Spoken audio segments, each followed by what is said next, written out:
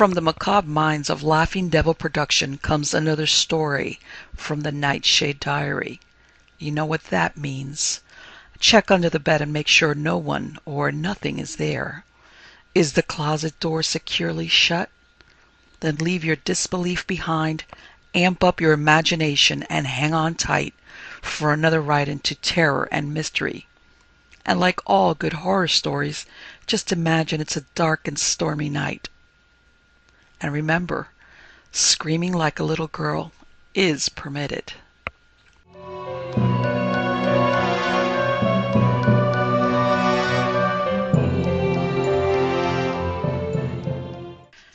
Headman by Robert Bloch. Chapter 1, King of the Corpses. His name was Otto Kranz, and he was the greatest actor in Berlin. And was not Berlin the capital of the entire reasonable world? He appeared before the public every day in the same drama, in the same role. Now in 1937, it appeared as though the show might run forever. But no one seemed bored by his performance, and Otto Kranz did his best to keep it that way. He was never satisfied, but continued to rehearse and seek improvements in his part. Take the matter of costume, for example. Kranz always appeared in evening clothes, but of a very simple cut. This sober garb was a surprising contrast, for many of the minor players wore gaudy uniforms or sought attention by wearing outlandish rags. But Kranz, after much study, realized his modest attire brought him more popular approval than the extravagant outfits of the others. Again, the other actors were given to impassioned gestures as gaudy as their clothing. They shouted at the audience, they ranted, raved, wept, scowled, went into hysterics. The spectators were never impressed. They much preferred the businesslike approach of Otto Kranz, who said little but acted with the finesse of a master. He never played to the gallery. While on stage he went through the business as if the audience didn't exist. For this reason, Kranz remained the most popular actor in Berlin, playing over and over again the same role in the same comedy, a role no one seemed to tire of. The comedy was entitled The Third Reich. The stage was the platform of the public executioner. Otto Kranz filled the role of official headsman.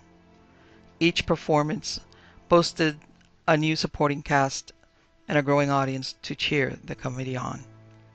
It was always the same. Every morning, Kranz made his grand entrance in the bleak courtyard, instructed the new players in a stage whisper, and graciously conducted them to the center of the platform. With becoming modesty, the great actor allowed each a moment alone in the spotlight in which to receive the tribute of the spectators. After this, the show proceeded swiftly. Capable assistants did the placing and the binding, but it was Otto Kranz who tested the straps, bowed politely to the military escort, and then raised the bright shining blade of the headsman's axe from its place in a block of ice. Then came the glorious moment of climax, the moment that never failed to move both the minor players and the crowd. And when it was over, Otto Kranz lifted the head from the basket and held it up to his applauding audience with an honest smile of workmanlike pride.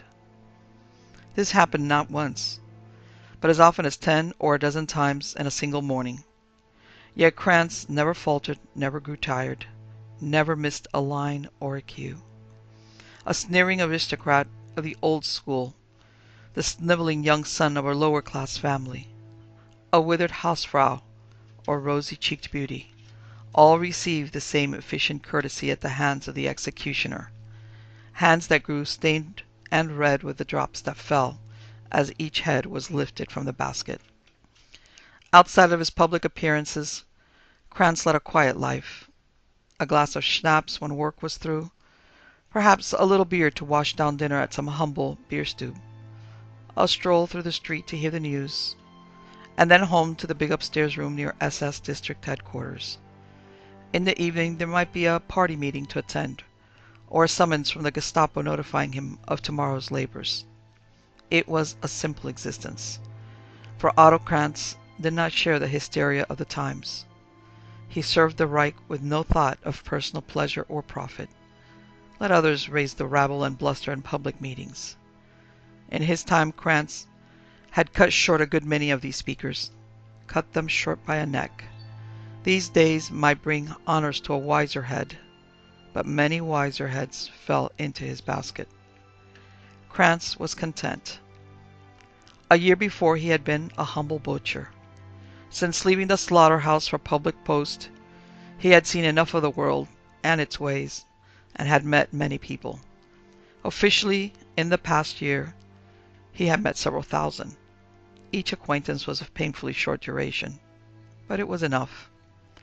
He had gazed into the faces of the best families of Germany. He had held those faces in his hands. Those proud, proud faces that would never smile again. And he knew that the blue bloods stained his axe with gore, as red as that of the lowest thief. So Krantz was content. Until gradually the faces came too fast. It was impossible to ignore them any longer. He felt himself becoming interested in them because they passed in such an endless variety before his eyes. For each face masked a secret, each skull held a story. Young, old, pure, debauched, innocent, guilty, foolish, wise, shamed, defiant, cringing, bold. 10 a day, 20 a day, they mounted the platform and bent their necks to the yoke of death. Who were these people he conducted into eternity? He, a simple butcher, was shaping the destiny of Germany, shaping it with an axe. What was the nature of that destiny? These faces knew. Krantz tried to find out. He began to peer more closely at each prisoner in turn. Without realizing it, he gazed deeper into dead eyes, felt the shapes of skulls trace the texture of hair and skin. One day after work, he entered a bookstall and bought texts on phrenology and physiography. That had been 2 months ago, and now he had gone further in his speculations. Now, when work was through, he went home quickly and threw himself down on the bed. With eyes closed, he waited for the facts of the days to pass in review. They came. Pallid faces, molded in sadness or rage. 3,000 death masks, and the end not yet. And with them came a message. You, Otto Krantz, are our master. You are the most powerful man in the Reich. Not Hitler, not Goebbels, not Himmler, or the others. You, Otto Krantz, hold the real power of life and death. At first, Krantz was afraid of such thoughts. But every day came a dozen new reminders, a dozen new faces to review in darkness, to remember, to relish. For weeks now his memories had seemed to center around one particular moment. The moment when he held up the head and gazed into the face.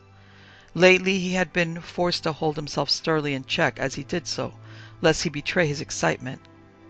This was the supreme thrill, to hold the heads, if there were only some way to recapture that thrill, that sensation of power at will. If only he could steal the heads. No, that was madness.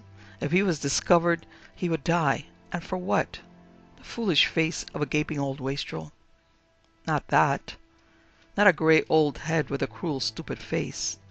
It was not worth the risk. But there were other heads, strange heads of debauchees, golden heads of beautiful ladies that hung before him in dreams. These were worth possessing. He must find a way, Krantz decided. It would be necessary to visit the condemned cells nightly, when the list of executions were given out. Then he could expect the crop and make his choices. He might make an arrangement with old Fritz, the scavenger who did the burials of all the unclaimed bodies. For a few marks, Fritz would do anything. Then Otto Krantz could go home with a burlap bag slung over his shoulder. Nobody would be the wiser. Franz thought it all out carefully. He had to be careful. Make sure no one suspected. For if they knew, they would not understand. They might think he was crazy and shut him away. then he wouldn't have his axe anymore. He wouldn't be able to polish the heavy gleaming blade every morning before work started. And he wouldn't see the heads every day. That must not be permitted to happen. So he was very careful the next few times he went to work. Nobody who noticed the tall, broad-shouldered man with a close-cropped mustache and bald head would suspect that behind his stern, impassive countenance there lurked a dream. Even his victims didn't realize it when he stared at their faces each morning. Perhaps the black mask he wore helped to disguise the hideous intensity of his searching stare. It also concealed his disappointment, for none of these traitors had the face that would satisfy him. None seemed to hold the symbol of power he desired. There was nothing but a succession of commonplace countenance. Krantz was disappointed, but he didn't give up. He went to Gestapo headquarters one evening late in the week. He passed up the broad stairs and received a salute of the troopers with a dignity belittling an officer of the Reich. He had no trouble in the outer office. The man at the desk chuckled when he heard Krantz make his apologetic, humble request. "You want to see the list for tomorrow? Here it's ready. Only 7 of the swine for high treason. You can probably do the job with one hand." Otto Krantz didn't laugh. He spoke again smoothly. "If you please, I should like to see the prisoners." "See them?" "Yes." The man at the desk shrugged. "That is very irregular. I'm afraid you'll have to ask Inspector Grunert for permission." "But can't you? One must obey orders, you know. Let me announce you." The desk official buzzed the intercom, spoke briefly, and then raised his head. "You may go right in," he said, nodding toward the door behind him. Franz forced a rigid smile. He had to go through with this, carry it off. If only he could get permission, it would be easy to make further plans. As he entered Inspector Grunert's office, the rigid smile became suffused with incredulous delight. For there, sitting on the bench before the inspector's desk, were the 2 prisoners he wanted. The answers to all of his prayers, his dreams. Chapter 2. The Bloody Axe. Otto Krantz stared at them closely, noting with growing pleasure each detail of their faces. The man was old, with long white hair, but his features were young, smooth, delicately pointed features, lit up by great green, glowing eyes. Who was this white-haired ancient with the face of a boy and the eyes and mouth of an unearthly being? "He is the man I want," whispered the voice within Otto Krantz. Then he looked at the other prisoner, the woman. She was beautiful, with tightened hair that flowed like flame to her shoulders. Her face was pale, marked by suffering, and she also had great glowing green eyes. "She is the woman I want," said the voice within Otto Krantz. He couldn't tear his eyes from them. The long white hair, the long red hair, the slim necks, the greenish glow of their eyes. Father and daughter? Creatures of another world, a world of dreams. These were the 2 he wanted. "Ah, Krantz, here you are." Smiling, Grunert rose and extended a fleshy palm. "Just in time to meet 2 future clients." The fat inspector bowed sardonically in the direction of the prisoners. "Allow me to present Joachim Folger and his daughter Eva." They did not stir. Neither man nor girl looked at Otto Krantz. Their eyes rejected the presence of the headsman, the inspector, the room itself. Gruner chuckled. "One runs across all types in line of duty. Queer fish. Take these 2 specimens, for example." "I'm going to," whispered the inner voice. Gruner could not hear it as he went on. "What do you suppose these 2 have been doing?" he inquired. "You'll never guess, so I'll tell you. They just signed a confession, in case you don't believe me." "What?" asked Otto Krantz, knowing it was expected of him. "Practicing sorcery against the Reich. Can you imagine such a thing in this day and age? Sticking pins in images of our Führer." Gruner scowled reflectively. "Their block leader got wind of it last month. Sounded fantastic, but he checked them just as a matter of routine. Everyone in the neighborhood seemed to know they were queer ones, selling love philters, telling fortunes and all that. But when the block leader dropped in to pay them a visit, all very pleasant, not in any official capacity or anything, this swine of a magician and his unnatural offspring put an ice pick into his throat. The two prisoners did not stir. Inspector Grunert nodded at Krantz and tapped his head insignificantly. You see how it is, he shrugged.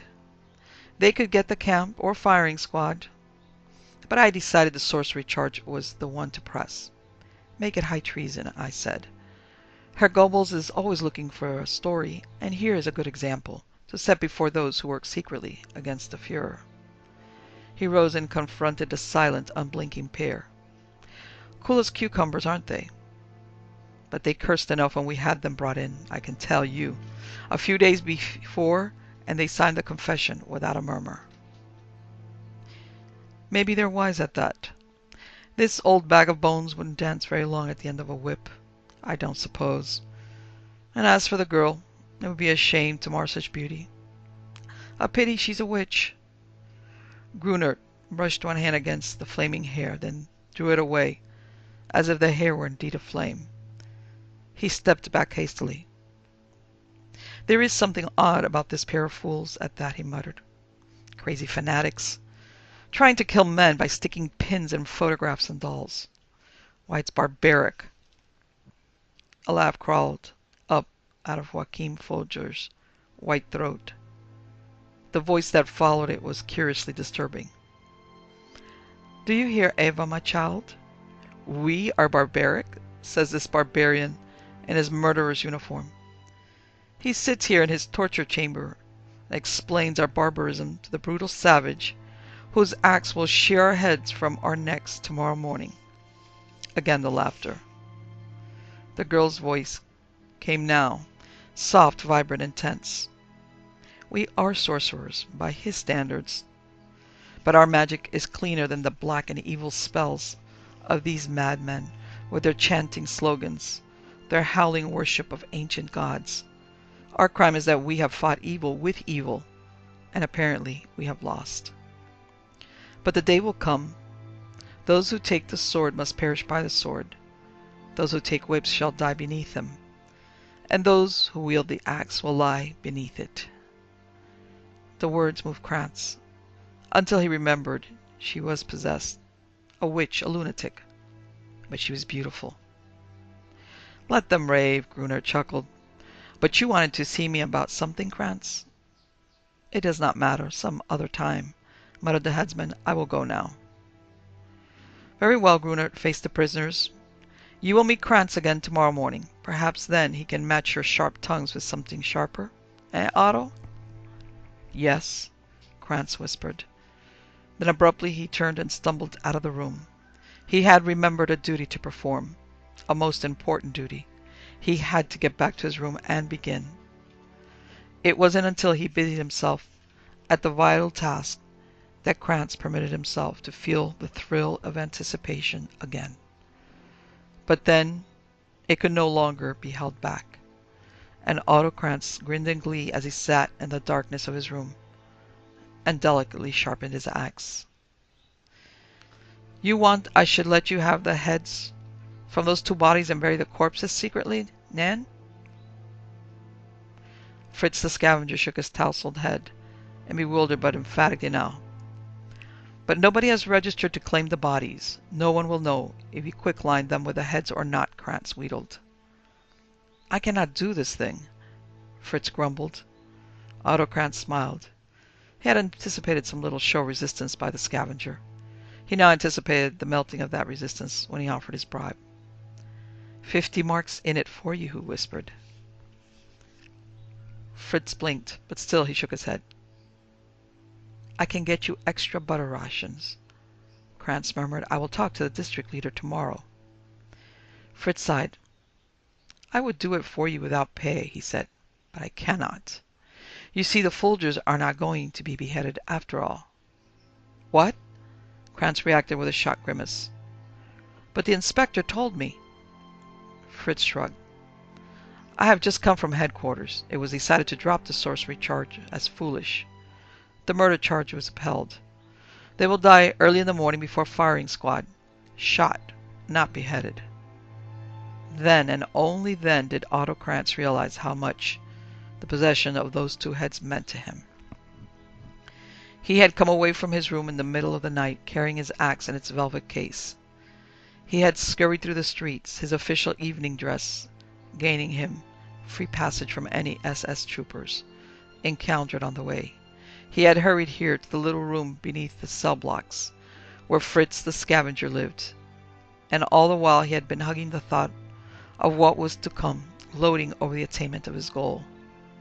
Now the opportunity had slipped away. With it, something slipped in Otto Krantz's brain. He could feel it, the usurpation of his consciousness by that single pulsing urge. He couldn't define the sensation. He knew only one thing. He must get those heads. Krantz thought fast, spoke rapidly. Fritz. Yes? Is it still true that no one has claimed the bodies? Yes, that is so. Then after the Folgers are shot, you will take them to the lime vats? I suppose.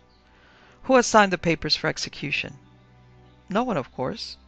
You remember Inspector Grunert always does that when he arrives, first thing in the morning. Krantz rubbed his hands.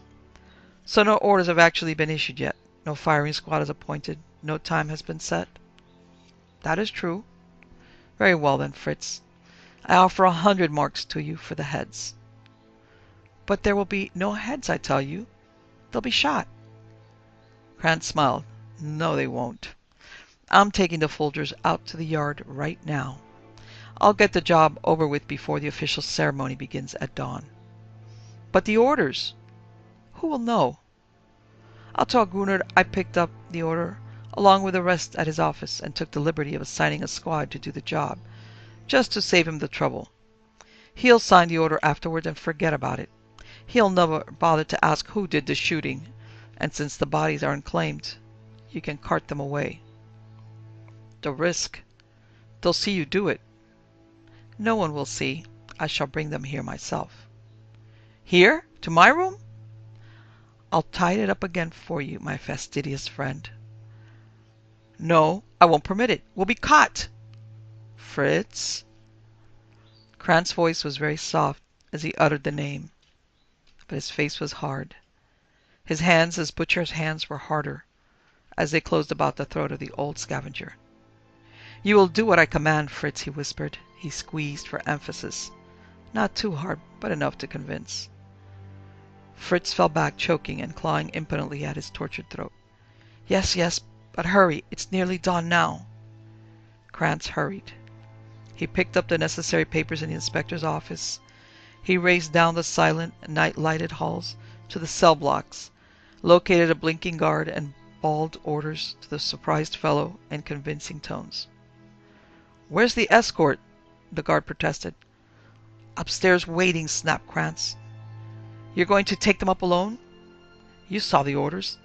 Get the Folgers for me. At once, Drumkopf. Befuddled, the guard led him to the cell. Raus! The Folgers were waiting, their green eyes gleaming in the murky dawn. There was no trouble. They preceded Krantz up the stairs without a word. The headsman followed, slamming the outer door in the guard's face. This way, said Otto Krantz. He indicated a door. Folger and his daughter obeyed. The outer halls were deserted, and Krantz, with a pounding heart, knew that they would reach Fritz's quarters without being seen. They did. Fritz had everything in readiness. He hauled out an extra block of ice, and the axe was embedded deeply therein, to keep the edge sharp. He had set up the official block as well. The basket and sawdust were waiting. It was all done in the proper regulation manner, just as it would be outside. He handed Otto Krantz the headsman's mask. Krantz donned it. Joachim and Eva Folger stood against the wall of the little room under the cell blocks and stared. The old man turned to Krantz. But the court decreed that we be shot, he murmured. Why the axe? And why here, inside? Where are the guards? Where are the officials? The bony fingers of Otto Krantz raked across his mouth. Silence! Eva's expression did not change. She merely opened her mouth a trifle and screamed. Krantz stopped that. Her curls helped. Twisted expertly about her throat, they muffled further outcry. Fritz had the old man kneeling now. He kicked the block into place. Krantz drew the axe from the ice. There was a deathly silence in the little room. Joachim Folger's words came very faintly, but quite clearly. So, this is the end, but not the end. Krantz grunted. The blade was heavy. I warn you, murmured Joachim Folger. As ye sow, so shall ye reap. Krantz had a sharp retort for that, the axe. Chapter 3, Nightmare. The nightmare was over. Cleaning the room, hiding the bodies until they were ready for the lime, getting the burlap sack, Fritz attended to all that. Otto Krantz appeared in the courtyard promptly at dawn, ready for his official duties. Gruner was there and some others. The victims were let out. Krantz labored. It was all a red blur. He plodded through his task mechanically now, as he had in the slaughterhouse long ago. The significance was gone from the moment. Sheep bleated. Sheep died. He could hardly wait to get home. Gruner casually inquired about the Folgers after the executions were over. Krantz mentioned taking the liberty of arranging for the firing squad on his own authority, then quite indifferently presented the order for signing. Gruner shrugged, signed without reading, and sent it along with the rest for the official files. It was over, and Otto Krantz had his sack. He hugged it to his breast as he sped through the streets towards home. He ran the last few blocks, his feet moving in rhythm with his pulsing heart. When he locked himself in the room, he was trembling with anticipation. White-haired Joachim and auburn-tressed Eva stared up at him with glowing eyes. Their faces were set in grimaces of undying hate. Someone seeing him right now might think him mad, Krantz reflected. But he was not mad. No madman could be as clever, as cunning, as crafty as he. These two had been mad. Mad with their babbling of sorcery and witchcraft. They had not even had the sense to be afraid of death. They had mocked him, ridiculed him, called him a crude barbarian. Well, perhaps he was a barbarian. A headhunter, maybe. Like those Indians in South America. Heroes, weren't they? That was what he was, a headhunter. It was quite a joke. Krantz laughed. They had mocked him, these two, so now he mocked them. He talked to the heads for a long time. He flung their words in their teeth. Those that live by the axe shall perish beneath it, they had said, and as ye sow, so shall ye reap. Krantz told him what he thought of that. He told them a great deal, and after a while he no longer realized that he was talking to the dead. The head seemed to nod and shake in answer to his words. The grins expanded sardonically. They were laughing at him. Krantz grew angry. He shouted at the heads. He shouted so loudly that at first he didn't hear the knocking on his door. Then, when it rose to thunderous crescendo, he turned. With a start he realized it was already dusk. Where had they gone to? The knocking persisted. Krantz got out the burlap bag, filled it, and shoved it under his bed. Then he answered the door, straightening his collar and striving to control the trembling of his lips. Lieber Gott, let me in! It was Fritz the scavenger. He stood quivering in the doorway until Otto Krantz dragged him across the threshold by the scruff of the neck. What is it, you fool? We are undone, Herr Krantz. Speak up, you fool. Here, sit down and tell me, but be quick about it. The Folgers. Their bodies have been claimed by a relative. A cousin, I think. He comes tonight to take them for burial. No, he can't do that. But he is. He has received permission, and we shall be found out, and it will mean the axe for us. Wait a minute. Krantz managed to control his voice. He thought fast, frantically. Desperation blossomed into inspiration. Where are the bodies now? He whispered. I have them out at the lime pits, behind the walls, near the old quarry. No one has seen them? Not yet, Fritz gulped anxiously. And this cousin of the Folgers will come for them until late tonight? That is right. He has received permission to bring a hearse and 2 coffins. Burial at once, I presume? That is the law, you know it. Otto Krantz smiled. Good. We shall be all right then. I have a thought of a way. He patted Fritz on the shoulder. This cousin of the Folgers will not examine the bodies too closely, I think. He will not even bother to search for bullet wounds. But they are headless. Exactly. A smile crept over Krantz's face. Even in the twilight, Fritz could see that smile, and he shuddered. What will you do? He croaked. Do you remember the last words of Joachim Folger? Krantz whispered. Yes. As you sow, so shall you reap. That's from the Bible, isn't it? Exactly, Krantz grinned. The old fool meant it as a warning. Instead, it will be our salvation. But I don't see. Never mind. Do as you're ordered if you want to save your scrawny neck. Go at once to the shop down the street. Purchase 5 yards of strong catgut and a surgical needle. I will meet you at the lime pits tonight at 8. I'll bring the sack with me. Now do you understand? Fritz understood. He was still shuddering as Krantz pushed them out into the hall towards the stairs. It was a grisly ordeal. They worked in darkness lest the light betray their presence to SS troopers on guard in the pits beyond. They crouched in the little shed in utter blackness and groped their way about the business in silence. Fortunately, there was no trouble in locating the bodies. Fritz had carefully set them aside for immediate interment. The rest was up to Krantz. He was no surgeon, but his fingers held a skill born of utter desperation. If he bungled the task, his life was forfeit, and he knew it. He strung the catgut and sewed. The needle rose and fell, rose and fell, rose and fell in darkness as Otto Krantz pursued his ghastly fancy work. And then it was done. Done amidst the shuddering whimpers that rose from Fritz's frantic throat. But Krantz held his nerve to the last. It was he who added the final touch, binding the high collars about the 2 white throats. At last he sighed, signifying that the task was complete. Fritz wanted to bolt for it then. Krantz whispered that he must wait, must hide by the wall across the way from the shed until they saw the cousin actually come and take the bodies away. Then, and only then, would he be certain of their safety. So they waited. Waited until midnight. In the darkness. What phantasm it held for Fritz, Otto Krantz could not say.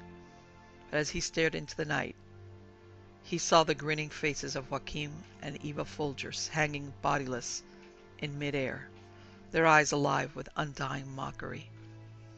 Krantz pressed his eyelids together, but the faces remained, their leering mouths twisted, as though in an effort to speak from beyond the barrier of death.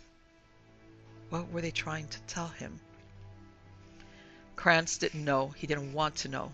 The hands that had wielded the surgical needle so expertly now hung limply at his side as he waited. Then the hearse came. The cousin, escorted by a guard, went into the little shed. 2 morticians' assistants brought the coffins. Krantz held his breath as they disappeared inside the shed. They were not long gone, and soon they reappeared carrying the closed coffins. They did not speak. There was no sign of agitation. The coffins were placed inside the hearse, and the car drove away. It was then that Krantz broke and ran, sobbing from the scene. He was safe. Everything was over, and he was safe. The heads were back on their bodies. He got to his room somehow. Perhaps he might snatch a few hours of sleep before dawn. That he must get up and return to duty as though nothing had happened. But Otto Krantz did not sleep. The heads were back on their bodies, yet they would not go away. They were waiting for Krantz in his room. He saw them hanging in the shadows even when he turned on the lights. They hung there, the head of the old man with the long white hair, and the head of the girl with her flaming curls, and they laughed at Krantz. Let them laugh.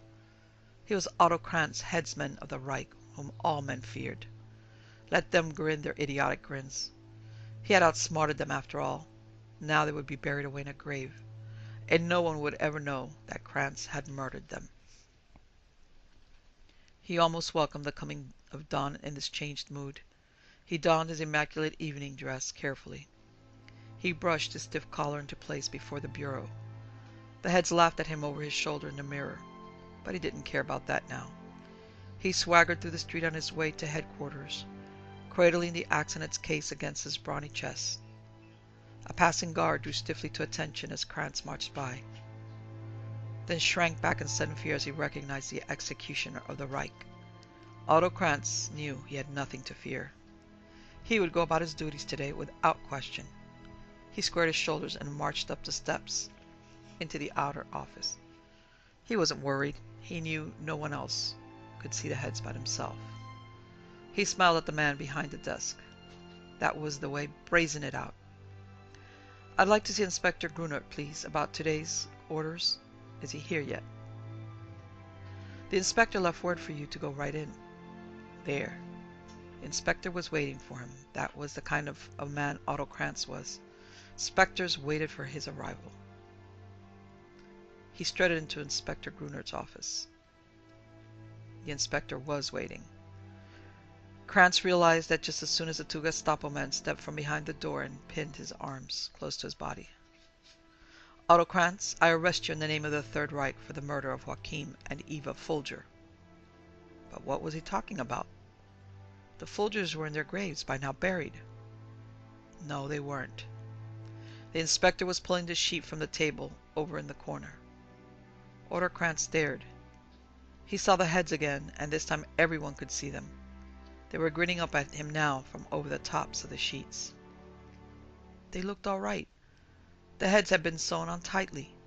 Perfectly, the high collars were still in place. Nothing was wrong with his work. Nothing looked suspicious. Why, the collars hadn't even been pulled back to disclose his sewing. Then what was wrong? Krantz gazed at the still bodies, trying to read the secret. He didn't hear any of Inspector Grunert's mumblings about madmen, about murder. He was trying to remember what had happened. As ye sow, the old man had warned, as ye sow. Then Otto Krantz's gaze traveled up again to the heads of the dead wizard and his daughter. He screamed once. Too bad you didn't have any light to work with in that shed, Inspector Grunert purred. Otto Krantz didn't hear him. He was staring at the grinning heads of the old man and the girl. The heads he had sewed back on in the darkness and had inadvertently switched.